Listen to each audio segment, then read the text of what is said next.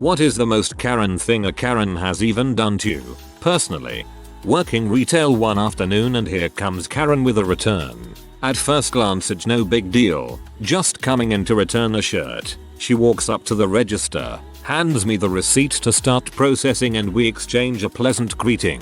I take the shirt out of the bag to examine it and it is beyond disgusting. There were brown sweat stains all over it, from the pits to the stomach to the shoulder. It looked like whoever wore it rolled in mud or some nonsense. I proceed to tell Karen that I cannot return the product because it had clearly been used and that only unused and resellable items could be returned. Karen threw a fit, started screaming at me and accusing me of calling her a liar and whatnot. I hold up the shirt and point to the brown pit stains and say, Karen, can't you see this stain? Oh man, did that make it worse? She continues making a huge scene and demands to see the manager. Newsflash, Karen, I am the manager and I'm not budging. After 20 or so minutes of complaining she finally leaves saying she'll be complaining to corporate and getting me fired and blah blah blah. Fast forward a few days, a guy walks into the store, finds the first store associate he can and immediately asks for me by name. Oh, here we go again. Anyway, my associate bring the guy over to where I'm standing and I politely greet him.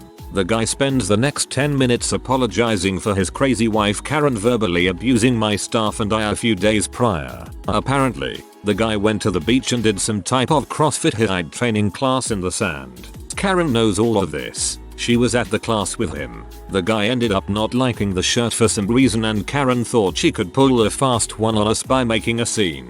Think again, Karen.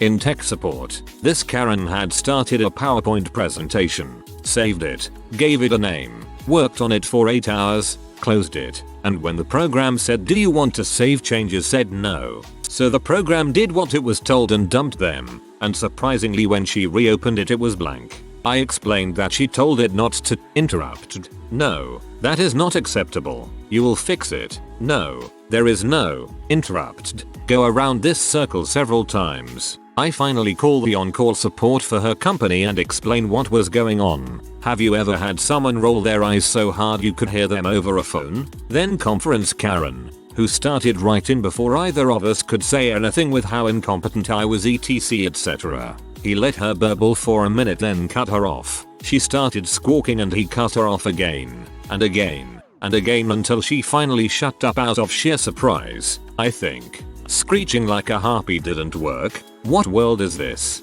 He explained to her the same thing that I had, and she started yowling again and he chopped her off. Number, you've wasted my time on my day off, working as a favor to people with actual problems, and you've wasted tech support's time. You were abusive to both of us and I'm going to report you to HR in the morning. Goodbye. Click. He hangs up. And I'm laughing my butt off as she spits and sputters like an engine that just got a good solid swig of water. Note, in this particular version of PowerPoint from decades ago, early 1990s, while it did have autosave, the autosaves were both unreliable and automatically deleted when you closed the program. Microsoft wouldn't support anything over 25 slides, and hers was over 250.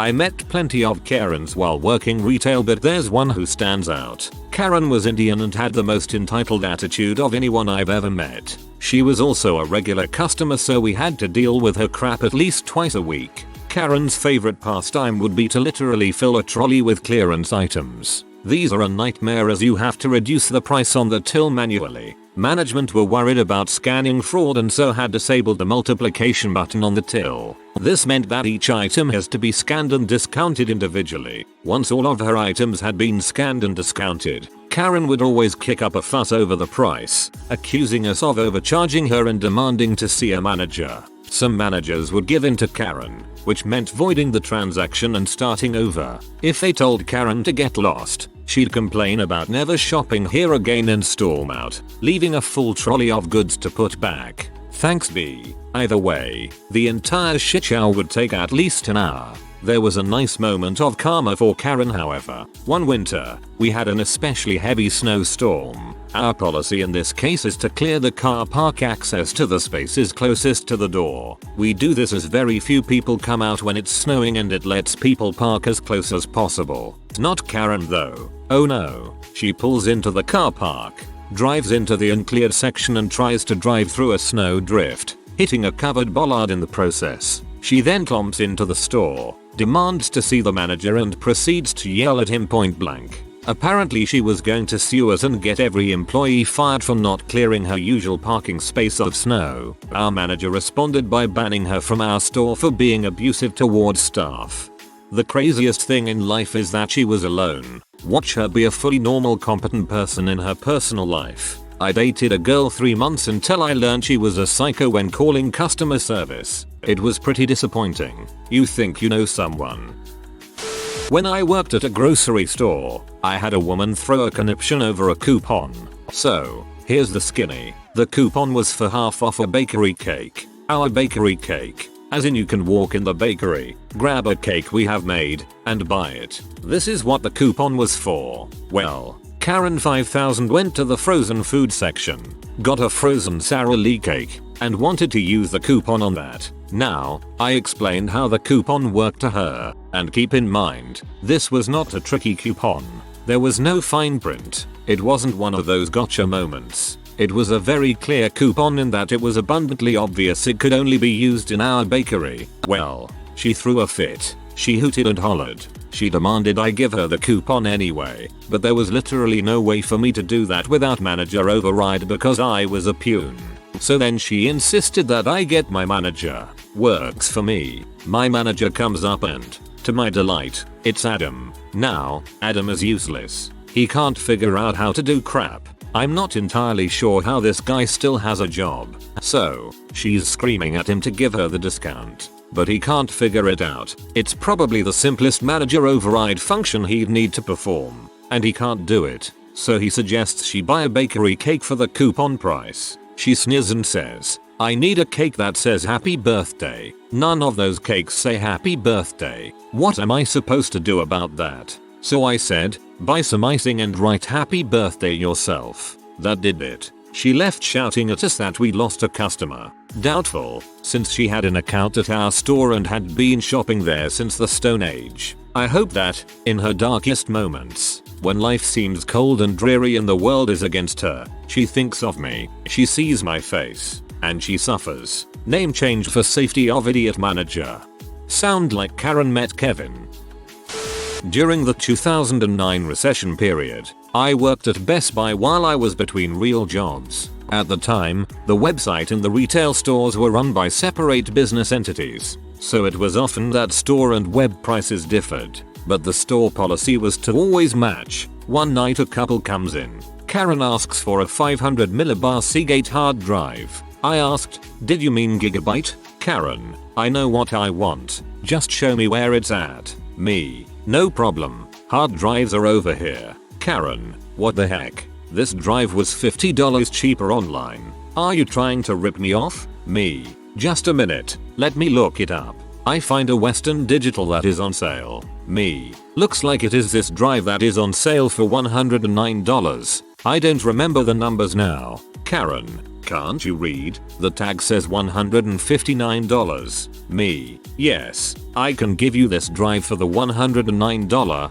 It matches the one online. Karen, fine. Call your manager or whatever you have to do. We didn't need a manager for .com matches. While doing the register stuff, Karen says to her husband, this is probably going to take a while. They never know what they are doing. So we get to payment and Karen gives me a Visa. Now, out of habit, I ask for an ID. Karen, are you kidding me? You are not authorized to require an ID for a purchase. That is Visa's policy. I am going to have this store shut down for such a ridiculous requirement. Blah blah blah. While she prattled on, I finalized the transaction, put the drive in a bag, and handed it to her without looking at her. I did look at the husband, who had been silent the entire time. He slowly glanced down at the ground and followed her out. On the way out, she, of course, asked to talk to a manager. So two things about the situation.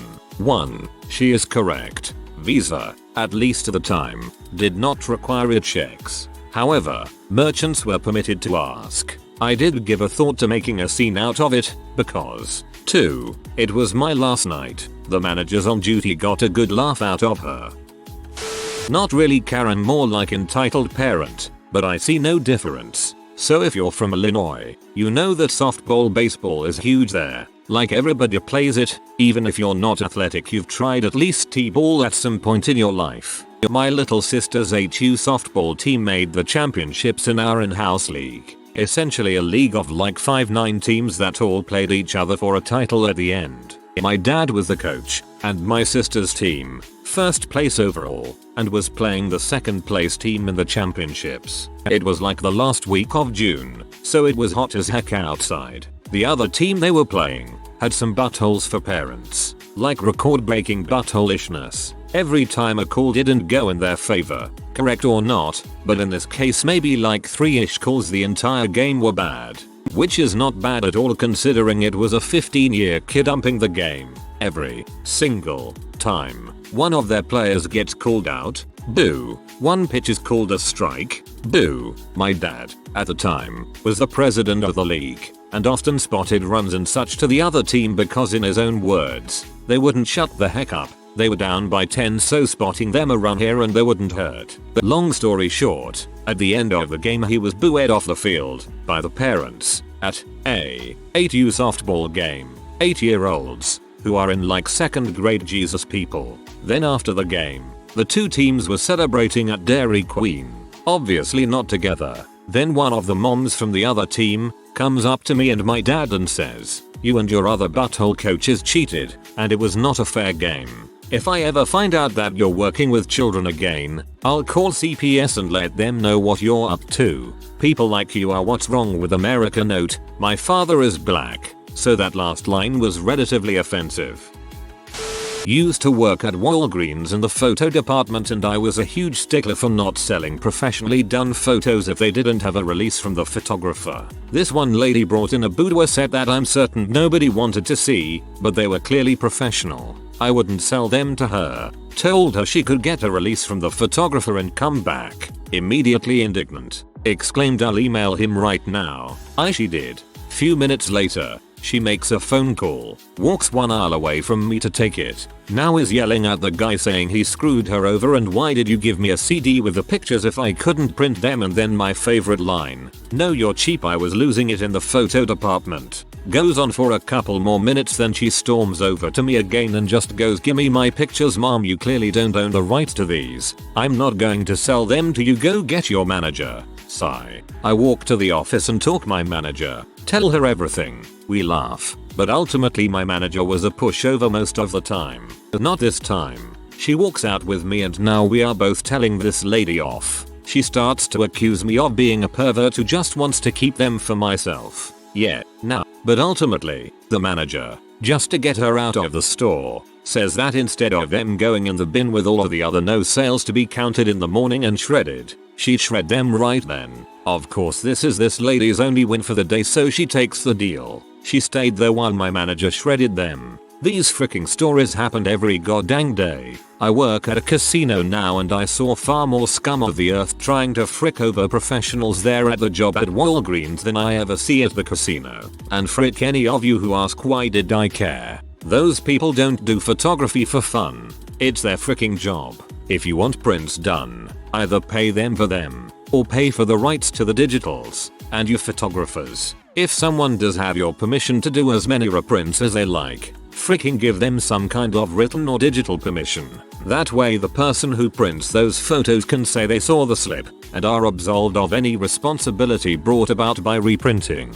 According to Walgreens policy, if the photographer found out the photos were reprinted, my store and I could each be responsible for damages to their income for having printed them.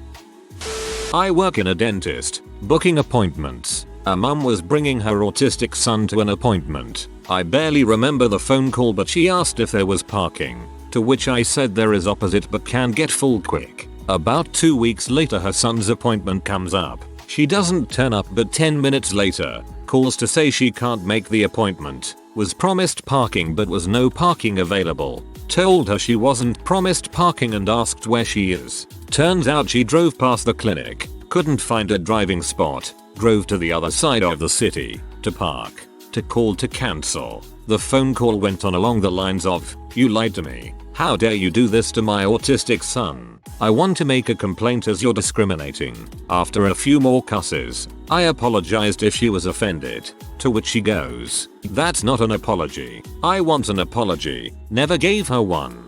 I want your manager's name. You need to go on a customer support course. I'm pretty chill so I never talk back or raise my voice, but she just went on and on and on.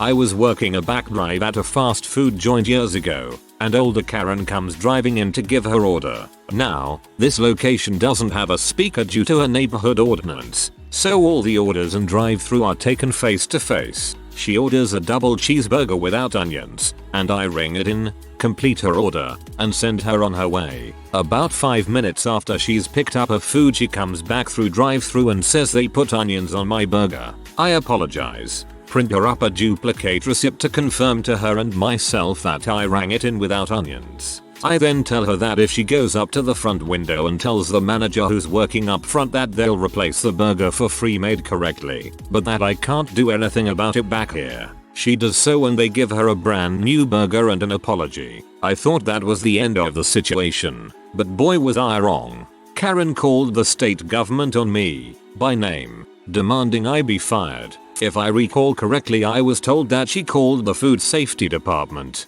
the Chamber of Commerce and the Governor's office. The franchise owner called to say that it turned out that Karen is allergic to onions, and she straight up accused me of deliberately ringing her sandwich in wrong and trying to poison her, then printing up a false duplicate receipt of her order to make her look like a liar. Keep in mind that I read the receipt back to her and she confirmed it was her order. I didn't get along with the manager who was working at the time, but even he was like that's complete bulls. It wasn't even his mistake, it was the kitchen's and we fixed it for her. The franchise owner was told by whichever branch of the state government called them that Karen had demanded that I be fired. I wasn't even written up, but I did stop wearing my name tag at work when I could get away with it. TLDR. Got the state government called on me by Karen because the kitchen messed up an order, which got replaced free of charge. Could have been fired for a mistake that wasn't even mine. I used to run a childcare site for after school care at a swanky Christian school. We also had a summer program. During the summer, we had a field trip to one of those giant arcade type places with a pizza buffet. All the parents sent baggies full of quarters for the kids to play with. One first grade girl opened up another kid's backpack and took her quarters out. Both of the girls approached me and the one said Stacy took my quarters out of my backpack. I said Stacy, did you take quarters out of her backpack? She nodded yes. I said okay, I'm going to need you not to touch anyone else's backpack again for me. Your mom sent lots of quarters and they're in your backpack. You'll all have plenty to play with. Well, the policy of the organization I work with says that if you discipline a kid about anything, or tell their parent about an incident, you have to write it down. I wrote like 100 of these a week. It was no big deal. They occasionally came in handy to have documented behavior to talk to parents about patterns and problem solving. Well, when I told her mom and gave her the form, she demanded that I change the verb stole to took. She was like, I will not sign a legal document saying my child stole 8 quarters. It has to say took. I'm like okay so I change it. Then, I get an email the next day formally requesting all copies of this form to be turned over to the parents and the document be struck from the record because she isn't confident that proper research was done and possibly her daughter never took anything to begin with. Okay, lady. So my company basically told me not to say anything and they'd contact her. She never said anything else about it again. They told me that they assured her that it was for our record keeping only and wouldn't follow her daughter in any legal sense. Male Karen story. I worked retail for a bit in the kitchen section of a department store. A middle-aged white guy comes in and goes up to the stand for most ridiculously overpriced kitchen equipment. A line run by a guy whose name sounds like Schmeston Schmumental, and demands a knockbox. A knockbox, for all you normal people out there, is a small box that matches your coffee machine that you can empty your used coffee grounds into. You then empty the box into the bin. I am not sure of the point of this, but he really wants one. My colleague says, very politely, oh, we don't sell those, but you can get them online. He loses his crap, calls her incompetent, yells how can it possibly be that this is the brand section and yet they don't stock every single item that brand has ever made. He wants one now. Why can't he get one now? This isn't what he expects from this store. Where is the manager of this terrible employee? A manager comes over and gently reiterates that he can totally get a knockbox. Just online. Hey, they can help him do that right now if he wants, but it's no use. He is hopped up on Class A entitlement and will not be calmed. Where is he going to put his coffee grounds? In the bin? Like some peasant? No. He's never shopping here again and storms off. Finally, the manager turns round to the rest of us. What a dong, she says. When I worked at Subway, a Karen came in and ordered a foot-long meatball sub. Problem was we were currently in the middle of a crazy and unexpected rush, and didn't quite have enough meatballs left for a foot long. We were only short like 1 or 2 meatballs. I let her know this, and said I could put what was left on there and charge her for a 6-inch. At the time she was fine with this. About 15 minutes after I should have left, I was still dealing with the aftermath of the rush when this Karen comes back in. She starts complaining that her foot-long meatball sub didn't have enough meatballs on it. Here's the thing. She didn't have the receipt so I could show her that she was only charged for a 6-inch, and she had already eaten the sub. It's not like she came right back in and said this sub here in my hands doesn't have enough meatballs. It was like 30-45 minutes later and the sub was already eaten. After trying to explain all this to her, she's now screaming in my face. Admittedly, I may have started yelling back at her at this point. Eventually she threatens to sue the store and leaves. At least there was a fun ending. The next day I get a call from the area manager who had heard from this Karen. At first I was a little worried, but then she goes, I reviewed the footage from the cameras. I think you handled it pretty well. If I were there I would have jumped the counter and decked her. Picture this. You're a teenager working in a grocery store in late hours closing up the meat department. Your job is to clean the place and occasionally help a customer with some of the pre-prepared meats and find what aisle has what. The time is now 8:30 p.m. The store is dead quiet, and you're wrapping up your cleaning work and shift, just making sure everything is shiny and chrome, and rinsing off the last sudsy dredges from off the butcher tables. You're content with the way the soapy surfaces appear to be nice and clean under what's left of the still soaking tables. Enter Karen. Stage left. Karen. Hey, can I get a ribeye cut to about 3 inches thick? You. No, I'm sorry ma'am. We can't cut anything. The butchers leave at around 6 p.m. But I'm happy to. Karen. What do you mean you can't cut meat? Aren't you a butcher? You. No ma'am. I'm the after hours clerk. But I can take an order for you for first thing tomorrow. Karen. This is an outrage. Are you open right now? And is this the meat department? You. Internally dart, oh boy. Here we go. Yes ma'am. The store is open, but the meat department closes at 6 o'clock except for the pre-prepared meats and orders. Karen. I drove from place an hour and a half away, and now you're telling me you won't cut meat, even though you're open? You. Preemptively. I'm sorry ma'am. If you would like, I can call the store manager, but the department is covered in soap. There's nothing we can do tonight. Karen. Yes. Call him right now. I want to speak to your manager. Of course. Enter. Store manager in a suit and tie. Stage right. Explanation of situation. And general rudeness from Karen. Manager. We'll get that sorted for you right away. Your name. Please get the ribeye and take it to the back. You do so reluctantly. Manager with hairnet on stopping mid-stride at seeing the disassembled and soap-covered department. Manager walks back out to Karen, who is waiting triumphantly. Manager. I'm sorry ma'am. We can't cut this tonight, but I can take an order for you for first thing tomorrow. You. Fassapam from out of sight. Q. Slap sound MP3. Manager and Karen argue unintelligibly as the stage darkens. End. If you are new to the channel, you can subscribe. I publish new videos every day. Until then, check another video.